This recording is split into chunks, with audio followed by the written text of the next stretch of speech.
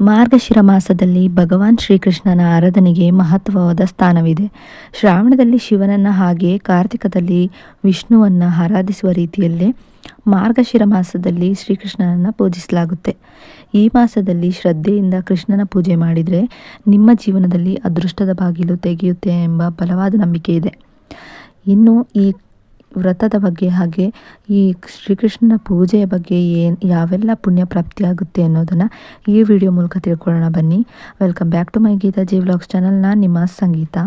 ಇನ್ನು ಶ್ರೀಕೃಷ್ಣ ಪರಮಾತ್ಮನ ವಿಶೇಷ ಕೃಪೆಗೆ ಶ್ರೀಕೃಷ್ಣನ ಕೃಪೆಗೆ ಪಾತ್ರರಾಗ ಬಯಸುವವರಾದರೆ ಈ ತಿಂಗಳಲ್ಲಿ ಭಗವಾನ್ ಶ್ರೀಕೃಷ್ಣನನ್ನು ಶುದ್ಧ ಮನಸ್ಸಿನಿಂದ ಪೂಜಿಸಿ ಮತ್ತು ಕೃಷ್ಣನನ್ನು ಆರಾಧಿಸುವಾಗ ಇಲ್ಲಿ ತಿಳಿಸಲಾದ ವಿಶೇಷವಾದ ಕ್ರಮಗಳನ್ನು ಅನುಸರಿಸೋದನ್ನು ಮರಿಬೇಡಿ. 9ನೇ ಮಾಸ. ಹಿಂದೂ ಪಂಚಾಂಗದ ಪ್ರಕಾರ ಮಾರ್ಗಶಿರ ಅಥವಾ ಧನುರ್ಮಾಸವು 9ನೇ ಮಾಸವಾಗಿದೆ. ಭಾರತದಲ್ಲಿ ಶ್ರೀಕೃಷ್ಣನು ಅರ್ಜುನನಿಗೆ ಗೀತೋಪದೇಶ ಮಾಡಿದ ಗೀತಾ ಜಯಂತಿಯು ಇದೇ ಮಾಸದಲ್ಲಿ ಆಚರಿಸಲ್ಪಡುತ್ತದೆ. ಹೀಗಾಗಿ ಮಾರ್ಗಶಿರ ಮಾಸವು ಹಿಂದೂಗಳಿಗೆ ಅತ್ಯಂತ ಪವಿತ್ರ ಮಾಸವಾಗಿದೆ.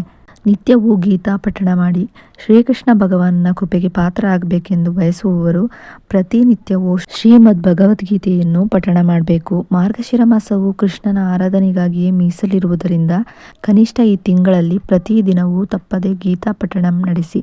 ಗೀತಾ ಪಠಣದಿಂದ ಕಠಿಣವಾಗಿಯೂ ಶ್ರೀಕೃಷ್ಣನ ಕೃಪಾ ಆಶೀರ್ವಾದವನ್ನು ನೀವು ಪಡ್ಕೊಬೋದು. ಈ ಮಂತ್ರ ಪಠಿಸಿ: ಓಂ ನಮೋ ಭಗವತೆ ವಾಸುದೇವಾಯ ನಮಃ. ಮಾರ್ಗಶಿರ ಮಾಸದಲ್ಲಿ ಪ್ರತಿದಿನ ಬೆಳಗ್ಗೆ ಹಾಗೂ ಸಂಜೆ ನಮೋ ಭಗವತೆ ವಾಸುದೇವಾಯ ಮಂತ್ರವನ್ನು ಜಪಿಸುವುದರಿಂದ ಶ್ರೀಕೃಷ್ಣ ಭಗವಾನ್ ಪ್ರಸನ್ನನಾಗುತ್ತಾನೆ. ಹೀಗಾಗಿ ನಿಮ್ಮೆಲ್ಲ ಕಷ್ಟಗಳನ್ನು ಆತ ದೂರ ಮಾಡ್ತಾನೆ. ಶ್ರೀಕೃಷ್ಣನಿಗೆ ಅಚ್ಚುಮೆಚ್ಚು ಅಂದರೆ ತುಳಸಿ. ಶ್ರೀಕೃಷ್ಣ ಪರಮಾತ್ಮನಿಗೆ ತುಳಸಿ ಅಂದರೆ ತುಂಬ ಇಷ್ಟ ಆಗುವಂಥದ್ದು. ಇದರಿಂದ ಆ ಮಾರ್ಗಶಿರ ಅಥವಾ ಧನುರ್ಮಾಸದಲ್ಲಿ ಶ್ರೀಕೃಷ್ಣ ಪರಮಾತ್ಮನಿಗೆ ತುಳಸಿ ದಳ ಸಮರ್ಪಿಸಿದಲ್ಲಿ ಜೀವನದಲ್ಲಿ ಶುಭ ಫಲಗಳನ್ನು ನೀವು ಪಡಿಬಹುದು. ಹಾಗೆ ಭಜನೆ ಹಾಗೂ ಕೀರ್ತಿಗಳನ್ನು ಕೂಡ ಮಾಡುವುದು. ಬೇಡವಾದ ವಿಷಯಗಳಲ್ಲಿ ಸುಮ್ಮನೆ ಕಾಲಹರಣ ಮಾಡೋದಕ್ಕಿಂತ ಮಾರ್ಗಶಿರ ಮಾಸದಲ್ಲಿ ಅಥವಾ ಧನುರ್ಮಾಸದಲ್ಲಿ ಶ್ರೀಕೃಷ್ಣ ಪರಮಾತ್ಮನ ಭಜನೆ ಹಾಗೂ ಕೀರ್ತನೆಗಳ ಮೂಲಕ ಕಾಲಕ್ಷೇಪ ಮಾಡಿದರೆ ಪುಣ್ಯ ಪ್ರಾಪ್ತಿಯಾಗಲಿದೆ. ಹಾಗೆ ಶ್ರೀಕೃಷ್ಣನಿಗೆ ಯಾವ್ಯಾವ ನೈವೇದ್ಯಗಳನ್ನು ಸಮರ್ಪಿಸ್ಬೋದು ಅಂತಲೂ ಕೂಡ ಈ ವಿಡಿಯೋದಲ್ಲಿ ತಿಳ್ಕೊಳ್ಳೋಣ. ಈ ವಿಷಯಗಳನ್ನು ಗಮನದಲ್ಲಿಟ್ಕೊಬೇಕು. ದಿನದ 2 ಹೊತ್ತು ಭಗವಂತನ ನಾಮಸ್ಮರಣೆ ಮಾಡೋದು. ದಿನದ 2 ಹೊತ್ತು ಭಗವಂತನ ನಾಮಸ್ಮರಣೆ ಮಾಡುವುದನ್ನು ಮರಿಬೇಡಿ. ಕಾರ್ತಿಕ ಮಾಸದಲ್ಲಿ ಮೊಸರು ಸೇವಿಸೋದು ಹೇಗೆ ನಿಷಿದ್ಧವೋ ಮಾರ್ಗಶಿರ ಮಾಸದಲ್ಲಿ ಜೀರಿಗೆಯನ್ನು ಸೇವಿಸೋದನ್ನು ಕೂಡ ನಿಷಿದ್ಧವಾಗಿದೆ. ಶ್ರಾವಣ ಮಾಸದಲ್ಲಿ ಕರಿದ ಹಾಗೂ ಎಣ್ಣೆ ಪದಾರ್ಥಗಳನ್ನು ಸೇವಿಸುವುದು ನಿಷಿದ್ಧವಾಗಿದೆ. ಆದರೆ ಮಾರ್ಗಶಿರ ಮಾಸದಲ್ಲಿ ಅಂತಹ ಎಲ್ಲ ಕರಿದ ತಿಂಡಿಗಳನ್ನು ಸೇವಿಸಬೇಕೆಂದು ಹೇಳಲಾಗಿದೆ. ಮಾರ್ಗಶಿರ ಮಾಸದ ಪ್ರಮುಖ ಹಬ್ಬಗಳು ಯಾವುದ್ಯಾವುದು ಅಂದರೆ, ಮಾರ್ಗಶಿರ ಅಂದರೆ ಧನುರ್ಮಾಸದಲ್ಲಿ ನಾವು ಈಗಾಗಲೇ ಅನೇಕ ಹಬ್ಬಗಳನ್ನು ಆಚರಿಸಿದ್ದೇವೆ ಮತ್ತು ಇನ್ನೂ ಕೆಲವು ಹಬ್ಬಗಳನ್ನು ಆಚರಿಸಬೇಕಾಗಿದೆ. ಗೀತಾ ಜಯಂತಿ, ಮೋಕ್ಷದ ಏಕಾದಶಿ, ಸಫಲ ಏಕಾದಶಿ ಹಾಗೂ ಧನುರ್ಮಾಸಾರಂಭಗಳು ಈ ಮಾಸದ ಪ್ರಮುಖ ಹಬ್ಬಗಳಾಗಿವೆ. ಮಾಸಗಳಲ್ಲಿ ನಾನು ಮಾರ್ಗಶಿರ ಮಾಸ ಎಂದಿದ್ದ ಶ್ರೀಕೃಷ್ಣ ಮಾರ್ಗಶಿರ ಮಾಸದ ವಿಶೇಷತೆಗಳು ಗೊತ್ತಾ? ಮಾಸಾನಾಂ ಮಾರ್ಗಶಿರಂ ಅಹಂ ಋತೂನಾಂ ಕುಸುಮ ಆಕಾರಂ.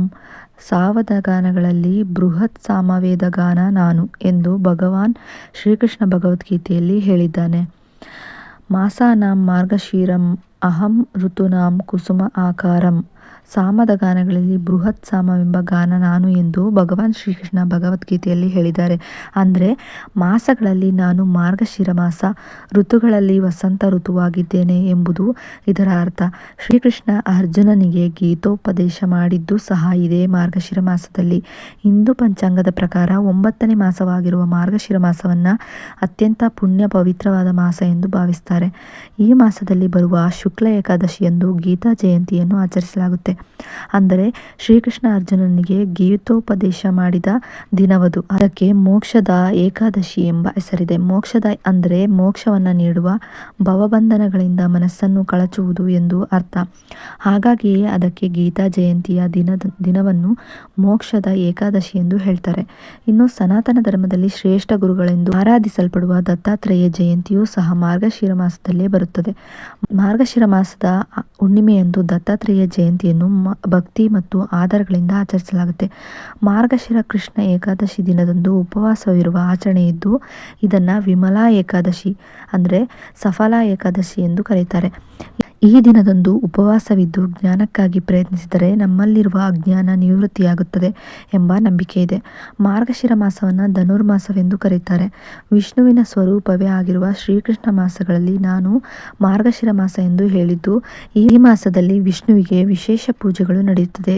ಈ ಮಾಸದ ಮತ್ತೊಂದು ಆಚರಣೆ ಎಂದರೆ ಅಮಾವಾಸ್ಯೆಯ 6 ದಿನಗಳ ನಂತರ ಸ್ಕಂದ ಷಷ್ಠಿಯನ್ನು ಆಚರಿಸಲಾಗುತ್ತೆ. ತಮಿಳುನಾಡಿನಲ್ಲಿ ಈ ರೀತಿಯ ಸ್ಕಂದ ಷಷ್ಠಿ ಆಚರಣೆ ಹೆಚ್ಚು ನಡೆಯಲಿದೆ. ಸಂತಾನವಿಲ್ಲದವರು ಈ ಷಷ್ಠಿಯನ್ನು ದಿನದಂದು ಸುಬ್ರಹ್ಮಣ್ಯನಿಗೆ ಪೂಜೆ ಸಲ್ಲಿಸಿದರೆ ಸಂತಾನ ಪಡೆಯುತ್ತಾರೆ ಎಂಬ ನಂಬಿಕೆಯೂ ಕೂಡ ಇದೆ.